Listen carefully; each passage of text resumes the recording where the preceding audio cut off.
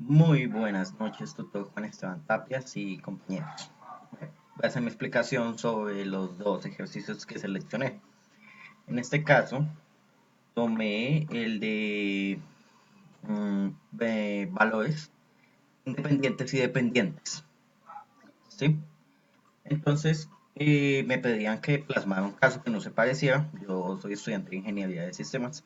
Entonces, escogí un caso en el cual una empresa que fabrica servidores los realiza a un costo unitario de 70 millones de pesos y estos son vendidos a 200 millones de pesos.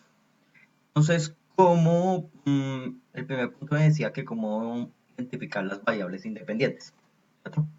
Entonces, tuve en cuenta primero que los valores iban a ser 70 millones por valor de costo y 200 millones que iban a ser por valor de venta. Sí. Entonces, ¿cómo plasmé yo la operación? Tomé en cuenta una operación de equivalencia. Entonces, coloqué que los 70 millones multiplicados por uno, ¿sí? Iban a ser el costo por cada servidor. ¿Sí? Y la ganancia neta es la resta de los 200 millones menos los 70 millones de costo, que eso nos da 13 millones de pesos. ¿Sí? Entonces, en teoría, partimos de que hacemos un reemplazo y de que eso nos va a determinar que X es la cantidad de servidores manufacturados unitariamente, significa que es el valor independiente porque no tiene ningún valor que tenga que depender de él. Y inmediatamente sabemos que Y es el valor de costo del costo de venta y que por lo tanto es el valor dependiente. ¿Sí? Entonces acá definimos una función de relación consiguiente y la función es básicamente el gasto realizado de los 70 millones de cada venta de cada servidor y posteriormente su venta a los 200 millones de pesos con una ganancia neta de 13 millones. ¿Sí? Lo último que se me pedía era que tabulara en Excel los 5 primeros valores de la función definida. Entonces yo lo que hice fue aumentar esos 13 millones de ganancia a los 26, 78, 312 millones y ya lo último a los 1600. O sea, iba duplicando las cifras para que estas me dieran un valor de gráfica dependiente como el que estamos observando en estos momentos. Significa que en la proyección estaría a un costo más alto, ¿cierto? Bien, me traspaso al siguiente ejercicio. Eh, Listo. Entonces yo escogí las gráficas de funciones a trozos. Entonces, identificar su rango. Bien. ¿Cómo identificamos el rango de una función? Es básicamente tener en cuenta el dígito de menor denominación del, de la recta si esta recta es de orden positivo. ¿Sí? ¿Cómo nos estamos dando cuenta de eso? Acá dice 0 menor o igual y 7 menor o igual. Y acá 7 menor o igual a x y x y 20 menor o igual a x. Significa que todos los valores son positivos.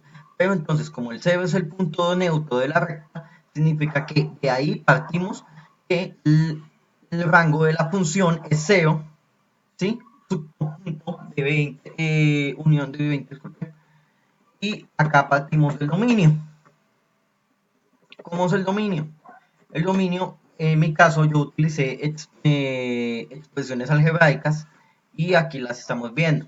O sea, yo lo que hice fue hacer un despeje utilizando el valor de x para hacer un reemplazo, teniendo en cuenta la función a todos, ¿sí? Como nos explicaba el profesor. Entonces, lo que hice fue tomar en cuenta el valor que tenía x y lo que hice fue hacer un reemplazo. ¿Sí? ¿Cómo tuve en cuenta ese reemplazo? Básicamente teniendo en cuenta sacando el valor cuadrático de la expresión acá dada de la primera ecuación.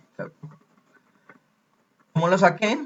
Acá dándole al valor de cada uno, o sea, menor 7, y dándole su expresión cuadrática de 21 menor o igual a x al cuadrado menos 28 menos 372.